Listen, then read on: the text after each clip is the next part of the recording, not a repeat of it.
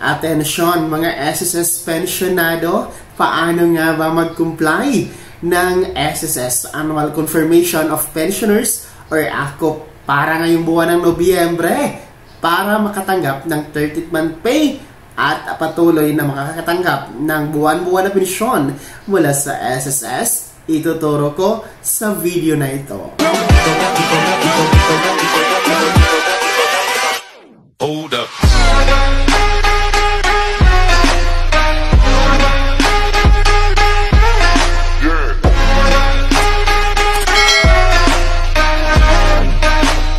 Hello mga ka-vlogs! Welcome dito sa aking YouTube channel. Magandang araw po sa lahat ng mga manonood. Saan po kayong dako sa mundo? Kumusta kayo mga ka-vlogs? Well, ituturo ko sa inyo ngayon mga pensionado ng SSS. Paano nga ba mag-comply ng SSS Annual Confirmation of Pensioners or ACOP ngayong buwan ng Nobyembre 2024 para po tuloy-tuloy ang pagtanggap ng buwan ng pensyon ngayong Disyembre, Kapaskuhan, and of course, para makakatanggap din po kayo ng iyong 13th month pay o bonus. Mamaya-maya atin yung pag-uusapan. Pero bago ang lahat, kung bago ka pa lang dito sa aking YouTube channel o di kaya hindi ka pa nakasubscribe, abay, click nyo muna ang ating subscribe button na nasa baba. Huwag yung kalimutan na pindutin ang notification bell. Ilagay niyo po sa all para naman updated kayo sa lahat ng mga videos na i-upload ko. Well, narito na mga pensionado ng SSS dahil ngayon, November na tayo. And today is November 7, 2024.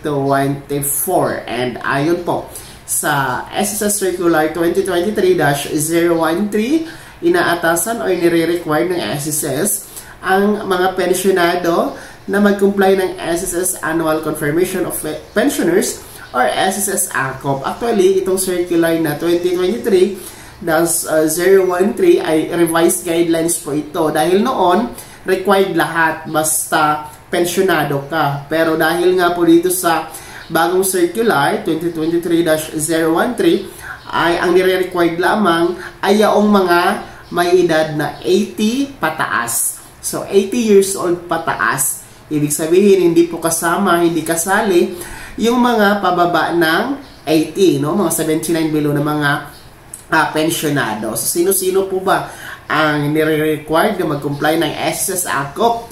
Sila po yung mga retirement pensioners na nandito sa Pilipinas o nasa abroad, mga survivor pensioners, ating mga total disability pensioners, dependent children under guardianship, basta ha, 80 years old pataas, you are required to comply your SSS ACOP. So, sa tuwing kailan ba? No? Ano po ba ang schedule ng pag-comply ng SSS ACOP? So, ayon po sa SSS Circular 2023-013, ito po ay dapat i-comply ng pensionado tuwing buwan ng kapanganakan. So, birth month.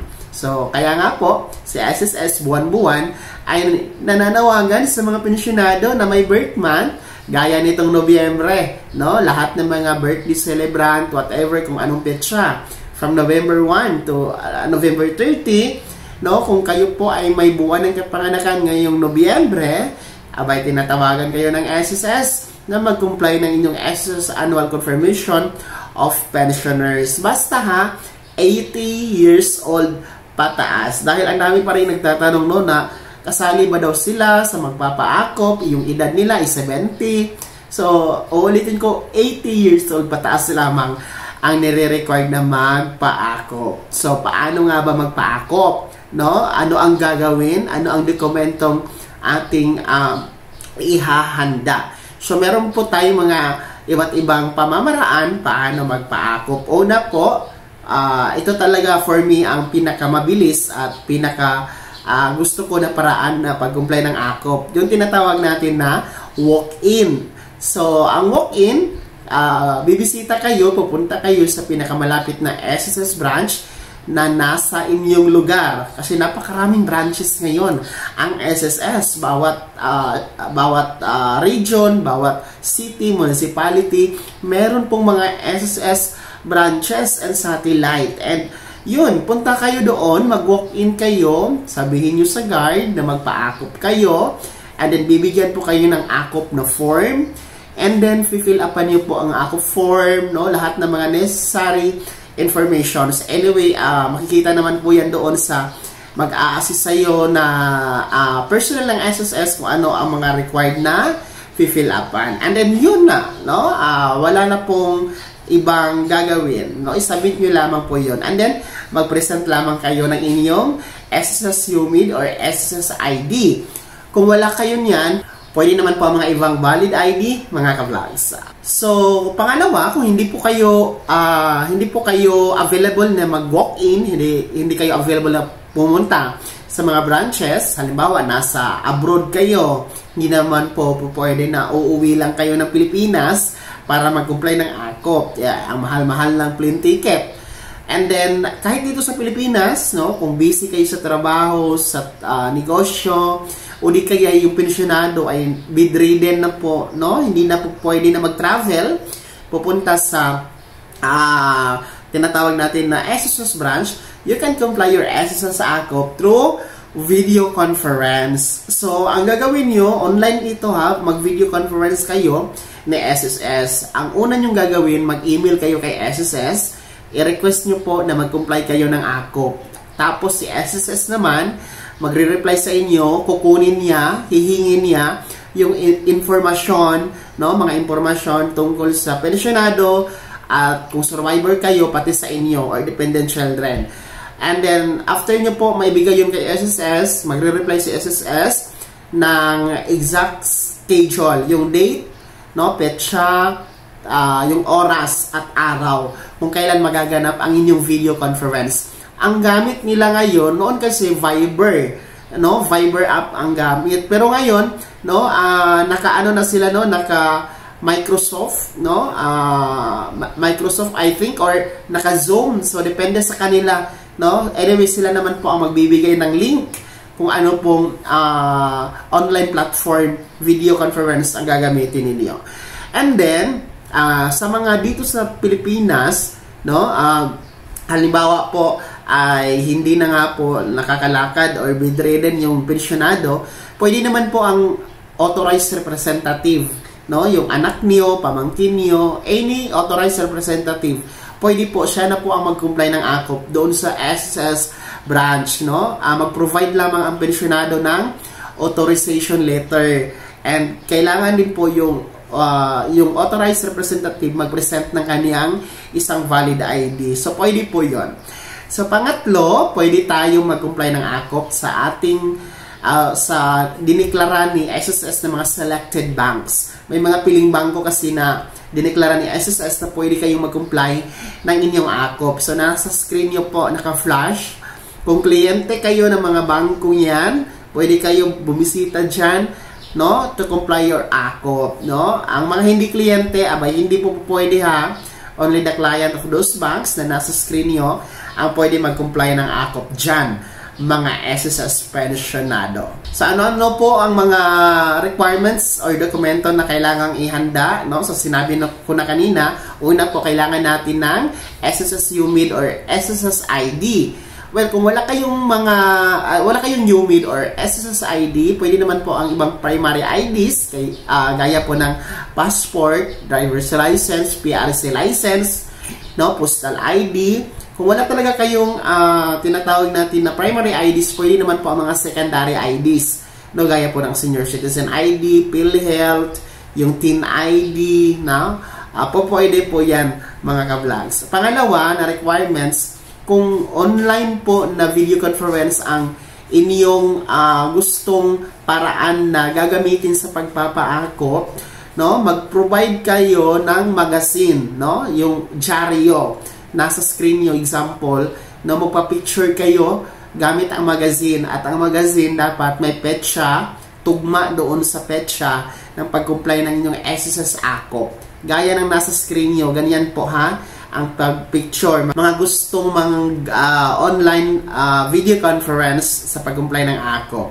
Pangatlo na requirements, no, para ito sa mga total disability, no, total disability ng mga pensyonado. Kailangan po ng updated medical certificate mula sa inyong doktor.